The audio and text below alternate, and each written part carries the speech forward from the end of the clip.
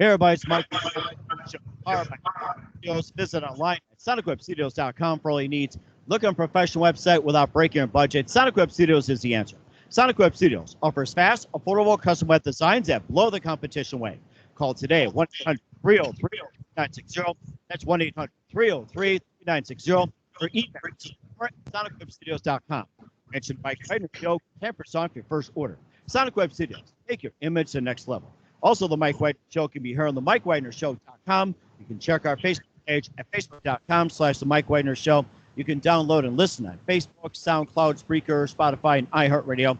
Also on Anchor FM, Radio Public, iTunes, Google Play, Apple, and more. Take the Mike Wagner Show with you on any mobile device. Subscribe to the Mike Wagner Show on the YouTube channel. Also follow the Mike Wagner Show on Instagram and today. We're here with a wonderful lady living in Los Angeles at the Cedars, which feels like a hotel, almost like her own personal little studio. She's an iconic fashion designer. She was born and raised in southern China and now living in Los Angeles. She's the owner of Sue Wong Universe, and she also brought the haute couture to the masses at affordable prices. And she also does dress designs with contemporary twists based on old Hollywood glamour style.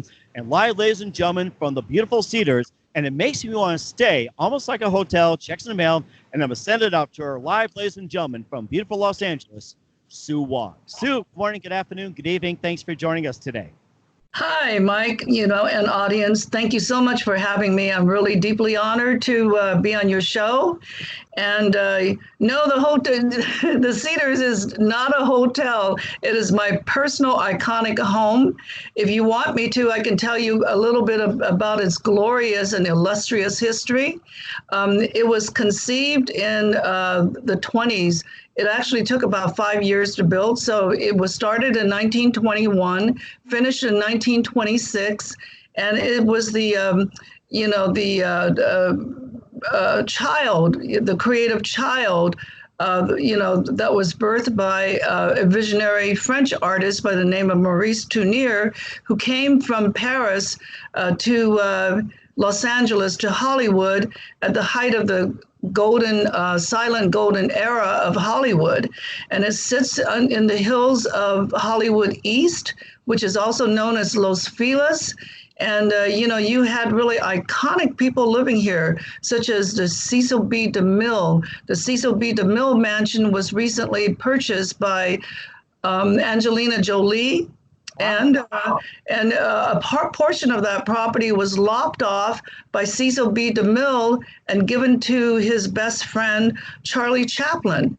And so anyway, this visionary French director who worked for MGM Studios, basically, this was his creative vision. And he brought in artisans from Italy, from Germany, from France, and then he also collaborated with the studio set designers to really create this incredible, unique environment. I consider it to be more of a museum than a home, and it really definitely is a temple of old golden Hollywood. And, I can really tell you some of the illustrious characters who had lived here. And I'm just really, the contemporary mistress of all of these iconic superstars, both in film and cinema and in music. I mean, we have rock gods who lived here. So let me just really tell you from the very, very beginning, it's also known as the Norma Talmadge Estate. And Norma Talmadge was the preeminent movie star of the silent era. And so she lived here with her husband, Joseph Schenck, who happened to have founded 20th Century Fox Studios. And they would entertain their best friends here, which included Charlie Chaplin, Mary Pickford, and Douglas Fairbanks. So later on, these best friends would really go on to, they founded United Artists Studios together. So this is a really incredible place of legend and lore. I mean, you had people like Bogey and Bacall living here.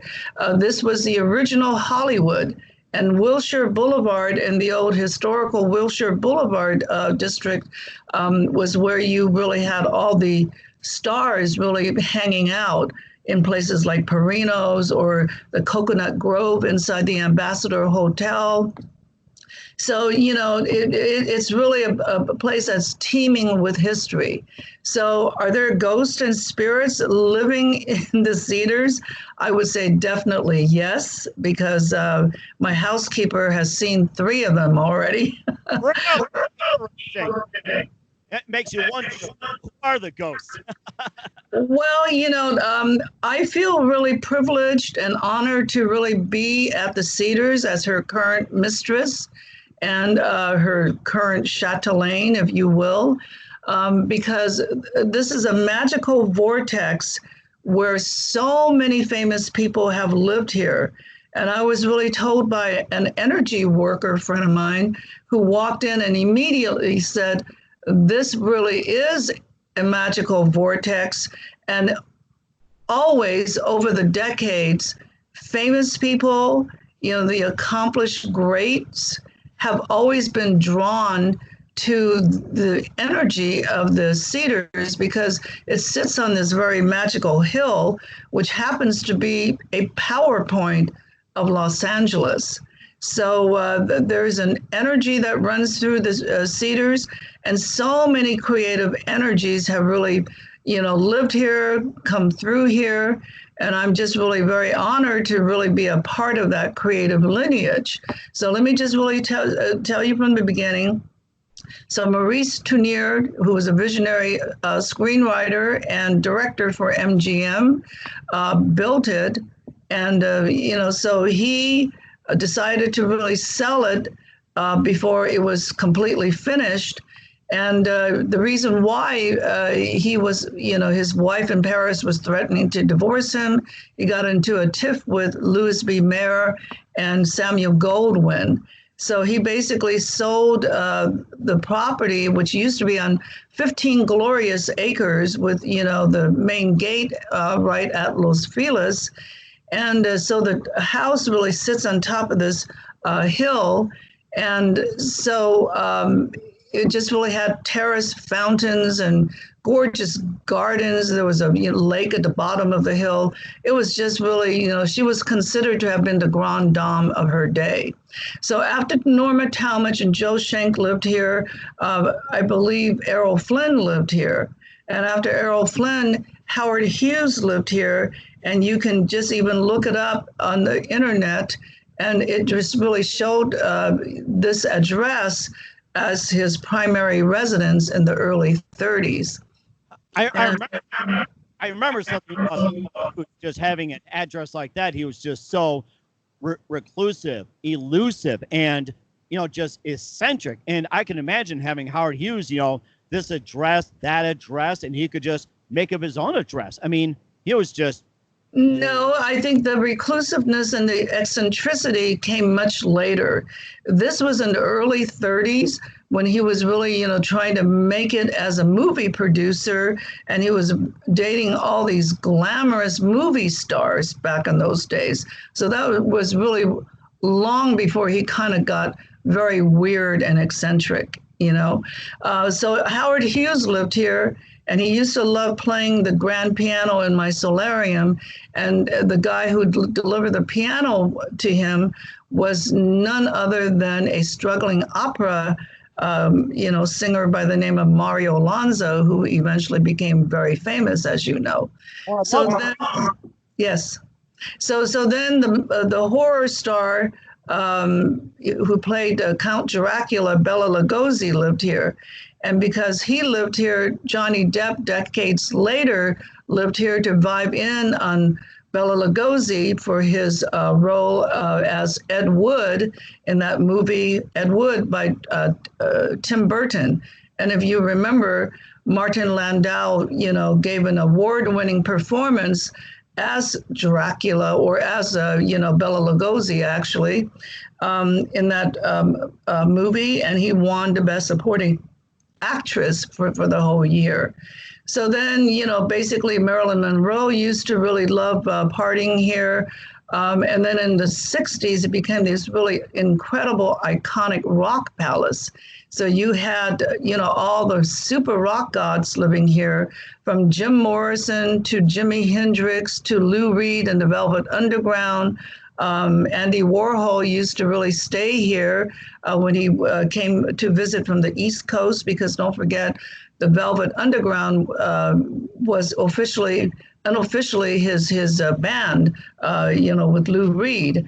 And then you had Bob Dylan living here. You had Van Morrison living here. You had the Rolling Stones and Brian Jones living here. You had John Phillips of the Mamas and the Papas living here.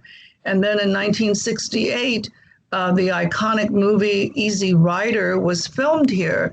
And so Dennis Hopper and Peter Fonda lived here. And as a matter of fact, all the New Orleans scenes from the movie Easy Rider was filmed between the foyer, the library, and the living room, where you have the iconic columns, the gilded columns. So they made that movie here. And I want to backtrack a little bit. Part of the, sort of one of the great cinematic greats of all time was Sunset Boulevard. So Sunset Boulevard was in fact partially filmed here.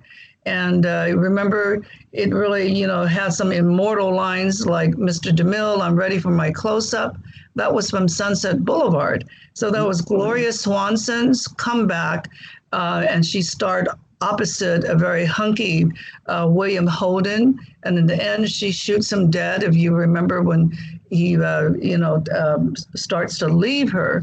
So, and then, so they had Cecil B. DeMille come in with a cameo role to entice her to come downstairs, where she was really, in full delusional hallucinations and everything else. And so she saunters down the stairs, and Cecil B. DeMille said, "Lights, camera, action." So then she thinks that, she's being filmed. So she just really comes down the stairways. And at the end, she says, "Mr. DeMille, I'm ready for my close-up now." So that is a very iconic movie, Sunset Boulevard. So in part, that was filmed here as well.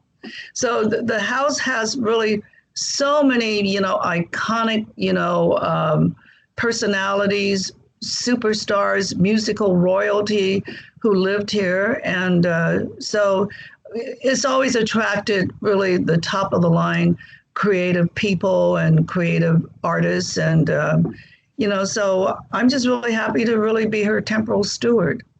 That's amazing. And I was joking earlier about the hotel part. I know this is one of the best places, and what you did to it was amazing. We'll get into that in just a minute. But first, well, thank you. First, well, I was told that I created a work of art within a work of art. In other words, when I bought the Cedars, probably close to 17 years ago, I knew that it was a stewardship. It was something that I had to be prepared for, because it's an undertaking. When you buy a house of this nature, you're just really not buying an ordinary house. You're really, undertaking a piece of history. It's a bona fide museum. And as a matter of fact, part of my legacy in the future, but I'm in the process of forming the Sue Wong Legacy Foundation. And as a matter of fact, as my gift to the world, I intend to really bequeath this really beautiful temple and palace, because that's what it is. It really is a very regal palace. I intend to really bequeath this, and make this into a historical museum for future generations to enjoy. That is amazing. I took into it. We'll get to that in just 1 minute. But first, listen to the Mike Wagner Show at the MikeWagnerShow.com, powered by Sonic Web Studios. Visit online at SonicWebStudios.com for all your needs. Looking for a professional website without breaking your budget? Sonic Web Studios is the answer. Sonic Web Studios offers fast, affordable custom web designs that blow the competition away. Call today, 1-800-303-3960. That's 1-800-303-3960. Or email to support@sonicwebstudios.com. Mention the Mike Wagner Show. Get 10% off your first order. Sonic Web Studios. Take your image to the next level. Also, the Mike Wagner Show can be heard on the MikeWagnerShow.com. You can check our Facebook page at Facebook.com/The Mike Wagner Show. You can download and listen on Facebook, SoundCloud, Spreaker, Spotify, and iHeartRadio. Also on Anchor FM, Radio Public, iTunes, Google Play, Apple, and more. Take the Mike Wagner Show with you on any mobile device. Subscribe to the Mike Wagner Show on the YouTube channel. Also follow the Mike Wagner Show on Instagram and Twitter today. We're here at iconic designer Sue Wong here on the Mike Wagner Show. Also taking on the project called the Cedars. It's just a fantastic piece of work, and there was a lot of work that had to be done to it. And of course, tell us about what was that one moment that influenced you into taking on the Cedars, and what kind of work did you do to make the Cedars as is today? Well, I basically took it, from a haunted house, a haunted palace, and I really restored it to its former grandeur with a patina of antiquity attached to it. So because I wanted to really, keep the historical aspect. I have antique gold as opposed to really bright brassy gold. So, none of the frescoes, the decoupage, the gilded, ceilings, the stencil hand-painted beams, none of it really had been touched for about 86 years before I really came into before I really became her chatelaine, so to speak. So I basically restored all the beauty of the Cedars. And she's an extraordinary home because there's no home like it whatsoever in all of Hollywood. Like I said, she was considered to have been the grande dame of her heyday because, I think what makes her really special and magical is the fact that another artist. And then, I'm an artist myself. So I came in and I restored all the beauty. And then I proceeded to basically furnish her. So I went shopping all over the world, from England to Morocco to, Paris, where I found all the beautiful French Art Deco, for instance. And then I also, bought a pair of actual Bavarian throne chairs from the late Baroque era. And they were in a museum in Montreal, and then they got requisitioned for sale in Paris. So the antiques dealer that I was working with found them for me, and they also cost me a king's ransom. but I just really thought that they were necessary to really anchor the living room. I mean, the living room is also known as the ballroom, and it's probably about 2,000 square feet. In the of many people's homes. Yes, the entire square footage of this home is about 10,000 square feet. And I actually have a 3-house compound here because I have the Cedars at 10,000 square feet. Then I have the guest house, which we're in right now, because my accomplice Freya lives here, Freya Pruitt. And then I bought the house next door to the Cedars, which used to be the staff quarters, and that was built in 1930. And I bought that originally from my mother, and she lived there the last 9 years of her life. So I basically, bought as many pieces of the Cedars that was available. And, so she used to be really this grand property, but unfortunately over the years, a lot of the land was really sold off. So I probably have about 3/4 of an acre between the 3 houses at this point. Wow, that is amazing. Amazing. I don't know if I could handle 3 houses like that, but when you took on the Cedars, what was like the most challenging part of restoring the Cedars? Like a room or just an adventure or something? What was like the most challenging part? Like room-wise? Well, fortunately, I hired Zoltan Pop and his, group, his artisans. It's Artisan Restoration, is his company's name. And he is a trained academic artist from Budapest. And he restored a lot of the palaces in Budapest, as well as historical buildings in Vienna. So he's really the top restoration expert here in Los Angeles. So I was able to solicit his help. And, there's all kinds of really academic things that you have to know, such as using what kinds of paint, what kinds of solvents, all of it. So, I think just really keeping the historical aspect of it, the integrity of the history, while just really preserving what was really set forth almost a century ago. I mean, 1921, this is 2020. So she's about to really have her, the 100-year anniversary of her birth. And I think of her as a gorgeous grande dame.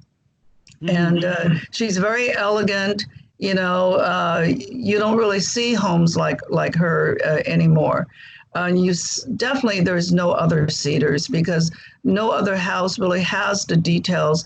I've been inside this Cecil B. DeMille mansion, which Angelina bought about a year or a year and a half ago. It doesn't hold a matchstick to the candle of the Cedars, because there are no historical details. The sconces are just really ordinary, contemporary. There aren't any really gorgeous ceilings that are ornate.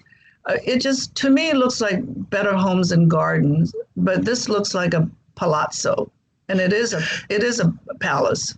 It is a palace. And how many bedrooms and bathrooms does this place have? It's got, I believe, 6 bedrooms and 8 baths. Wow, that is amazing. And 10,000 square feet. Nice, very nice. I think a lot of people are going to come over and check it out. So we're going to. Well, it's not a museum yet. It's still my personal residence, but in the future it will be. I know. I was kidding about the part coming in, but yes, a museum indeed. And what do you have coming up? We'll talk about it in just a minute. But first, listen to the Mike Wagner Show at the MikeWagnerShow.com, powered by Sonic Web Studios. Visit online at sonicwebstudios.com for all your needs. Look at a professional website without breaking your budget. Sonic Web Studios is the answer. Sonic Web Studio offers fast, affordable custom web designs at below the competition way. Call today at 1-800-303-3960. That's 1-800-303-3960. Or email to support@sonicwebstudios.com. Mention the Mike Wagner Show. Get 10% off your first order. Sonic Web Studios. Take your image to the next level. Also, the Mike Wagner Show can be heard on the MikeWagnerShow.com. You can check our Facebook page at facebook.com/the Mike Wagner Show. You can download and listen on Facebook, SoundCloud, Spreaker, Spotify, and iHeartRadio. Also on Anchor FM, Radio Public, iTunes, Google Play, over 25 podcast platforms. Take the Mike Wagner Show with you on any mobile device. Subscribe to the Mike Wagner Show on the YouTube channel. Also follow the Mike Wagner Show on Instagram and Twitter today. We're here with iconic designer from Los Angeles, Sue Wong, here on the Mike Wagner Show, talking about the Cedars and the big project she's undertaken. And of course, in terms of the Cedars, you talked about coming up is the 100th anniversary of the Cedars. And what are your future plans coming up for 2020 and beyond, besides the 100th anniversary? And what other projects do you plan on undertaking in the future? Well, I just really came off of a really glamorous Hollywood Oscar party. I hosted my own star-studded Oscar party, and then whammo, the coronavirus hits. So everybody was really quarantined for about 3 months. And then I got really bored, and if I hadn't really become a fashion designer, I probably would have been an interior designer. I have, besides this 3-house compound of the Cedars, by the way, I have now, I have 3 other houses. And, I have 3 that I live in. So I have the Cedars, I have my Malibu art house, which is nothing like the Cedars. It's completely contemporary because I have a very extensive 200-piece art collection, modern art collection. So I showcase all of that there. And that house I basically designed from scratch, basically. I did the architecture, I designed my own gardens, I designed the interiors. So that's really the three houses I call, by the way, body, mind, and spirit. So the Cedars to me is the corporeal body of a beautiful woman, you know, and the art house, it's spelled in the German manner, ARTHAUS. So art house is really my realm of the mind because it's all modern art. You know, the furnishings are very sculptural, sort of mid-century, mid-20th century with iconic sculptural chairs such as the egg chair, such as the womb chair, and it's just very, very different. It's right in front of the ocean. It has 180-degree white water in your face view because it's perched, probably about 60 feet up on a cliff. And, it's just spectacular in a different sort of way. So it's very modernistic. And all three houses are, they're still me. They're just different aspects of me. And then the last house is really my spiritual sanctuary, which is really on the far-flung east coast of the island of Maui. And, so I'm really in the middle of this beautiful, pristine rainforest. And I have 3 properties there, but the main one where my house is right now, I wouldn't even call that the main one, but the one that my house is on 6.5 acres, and I designed all the gardens there. They're just really glorious and colorful with tropical flowers, and I have probably 2 acres of bananas. That's probably on 6.5 acres. And guess who my next door neighbor is? My next door neighbor is the actor Woody Harrelson. So, so when Woody and I are both in, the hood together, we always get, together and have dinner together. So he's really quite a colorful character. And then in addition to that, I have this incredible, magical 35 oceanfront acres, which I bought from the Nature Conservancy, and it had been donated by one of the members of the Mellon family, Cordelia Mellon May. And so upon that, I'm going to really manifest this incredible vision one of these days. And then recently, to really, do something, that was really more fun and not really be focused on the pandemic, I bought this beautiful 1928 Spanish hacienda that's just really kind of 5 minutes away from the Cedars. And I'm refurbishing that. And that is really going to be the first Sue Wong signature designer home because that's what I'm going into. I actually, retired from fashion about 3 years ago because I had really done it for decades. And I really had made my fortune. I really was very, very successful because I was designing professionally since I was 19 years old. And it had no longer become a challenge because, after decades of doing fashion, I really wanted another modality of expression. So I decided, okay, I'm going to go into Sue Wong designer homes, signature homes, because I have a very identifiable signature. I mean, when I was doing clothes, if my clothes were on display on the floor at Neiman Marcus or Bloomingdale's or, Saks Fifth Avenue, all of those were my top accounts because I sold to all of the top boutiques, the top department stores, as well as to 27 different countries throughout the world. But if, one of them had my gown on display, you could really see right across to the opposite, side of the room where the mannequin was on display. And people would say, that is a Sue Wong, So I want to now do homes that also really bear my signature of glamour, of beauty, of magic, because my mantra is beauty, magic, transformation, because what I stand for and what I create is beauty. And the alchemy of beauty in itself is really magical. And the magic, of my creations really have the power to transform, because that's what beauty and magic does. So when a woman, would put on a Sue Wong, she would be magically transformed into this goddess.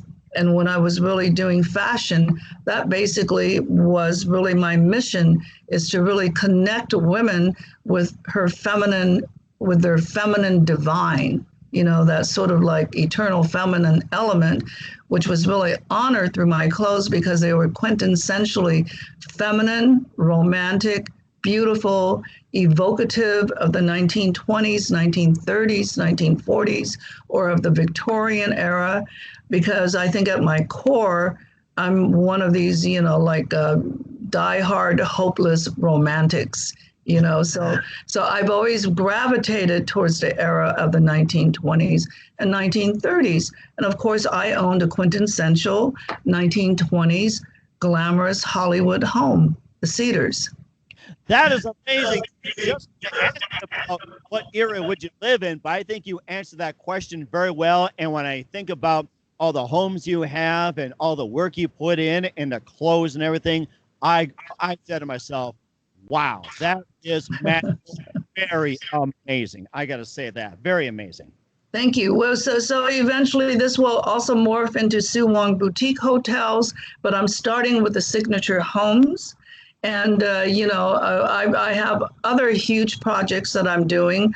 I think I mentioned, I'm establishing the Sue Wong Legacy Foundation. So on top of really bequeathing the Cedars, I have really archived over 11,000 of my favorite designs in the last 20 years. So along with that will be all of my library of original sketches and all my original swatches that I created, for my motifs. So I'm going to be starting the Sue Wong Fashion Museum. Nice. Very and that will be like perhaps an adjunct museum to the Cedars. But, I have some really glorious, museum pieces. And as a matter of fact, many of them are considered to be really works of art. And as a matter of fact, back in February, the beginning of February, I was really the featured artist for the LA Art Show. And the LA Art Show gave me this really incredible booth that was probably like 2,000 square feet. And I was placed right in, front and center. And I showed over 70 of my iconic pieces on mannequins, both inside and all around the booth. And I had huge posters, of my work blown up. And it was just really a spectacular art fashion installation. So what I'm going to do with the museum is that, I hope to really inspire future generations of fashion designers long after I'm gone, because, my library will be made available to them. My 11,000 piece library of archival samples, and hopefully there will be residency programs set up, for work study and residency for future budding fashion designers from all over the world, because very few designers really have my stamina or my track record of really being, on the scene, actively engaged for 50 years, actually. I started out when I was very young in fashion as a teenager already. So I have this really vast knowledge, so you might say that I have probably several degrees or several PhDs in fashion or in the visual arts, because I don't really consider myself to just be to being a fashion designer. I actually am a visual artist, and I consider myself to be a creative intuitive, because intuitively I can do so many different things, such as really design, homes, design furniture, design gardens, design floral arrangements, art direct a photo shoot, basically cull a fashion show together. I also do writing, I do a number of different things, but it's all from here, because it's not the type of knowledge or wisdom that you can go to school and learn. I mean, all of this is really inborn knowledge. And I have a theory, if you believe in the concept, let's say, of reincarnation, I've been basically an artist, a creative artist in many different disciplines over many different lifetimes. So that's why I can really tap into my DNA memory, so to speak. And all this knowledge really comes to me, including fashion design. I had never really designed evening gowns before, for instance, but, over 20 years ago, I, fell upon a fluke, and I taught myself how to design evening clothing in one season. So you don't really do that unless you really have this sort of higher knowledge that is contained within yourself. So it's a soul knowledge or a soul quality that I'm happy to have. That is amazing. I mean, all the stuff you accomplished is just amazing. And one more question: what haven't you done? I'm sorry? I guess another question I had when you were around the accomplishments: what haven't you done yet? Well, I'm also going to make a movie of my life, and it's going to be called Red Lotus. Red is a sacred color to the Chinese. It represents life. Lotus is actually my Chinese namesake. My Chinese name is Huang, in Mandarin, Wang is pronounced Huang, which means royal. And then Sue is Shao in Mandarin. It means, elegant. And then Lin is the lotus flower. So my Chinese name translated is Royal Elegant Lotus. So basically, I'm going to really make a movie of my life because I have really one of those transformative stories, which basically I'm totally self-made. I came from less than nothing, growing up in Maoist China up to age 5.5. And, my grandmother would chase rats around the house. And that's how I really survived, because there was scarcity and there was nothing after the revolution. There was famine, there was hunger, there was starvation. So then at age 5.5, my mother and I, she took a great leap of faith by trading in her wedding jewelry sewn into a pillow and handing it to the border guard, who released us to safety. And we had relatives on the other side in Hong Kong taking us in. So we lived there for about a year before my father petitioned for us to come here. And I met my father for the first time when I came to America, because my mother was pregnant with me and she couldn't travel. So, right before the revolution before the People's Republic of China was declared, he quickly fled and came back to America. And subsequently, China closed its doors. My little grandmother, whom, I love dearly, and my mother and I were trapped, so we really literally had to escape. I grew up in the ghetto, so, I think with the perseverance and will, I believe that you can really create the destiny of your dreams, of your choice. So that's what I did. So I don't really want to hear, stories about people just really being defeated because they really, grew up in adverse circumstances. I certainly did, My father finally built his business in Culver City.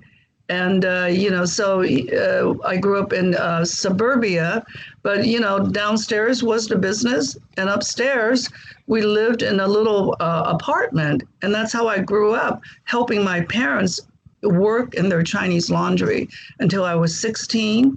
And then I, got into fashion by being chosen to represent my high school for the May Company Teen Board.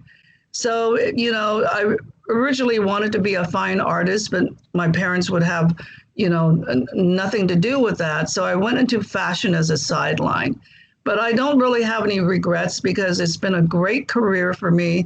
It always challenges me at my creativity, and it really fueled the creative fire that I've always had. And you have a career indeed. In just a few minutes with Sue Wong here on the Mike Wagner Show, iconic fashion designer, and also working on the Cedars project. And who do you consider biggest influence in your career? I don't know. I know who was really a big influence for me, in life, to really have the kind of wisdom that I have now at my age. I would say, creatively, maybe the artist friend of mine by the name of Tomito Keikos, who basically passed away now, but he was really the first artist who basically awakened the artist in myself. And then in terms of teachers, there were two 20th century teachers that are very important to me. And one is Carl Jung, who basically, founded Jungian analysis. And the other one is Joseph Campbell. So Joseph Campbell taught follow your bliss, and everything else will really fall into place. And that's what I did.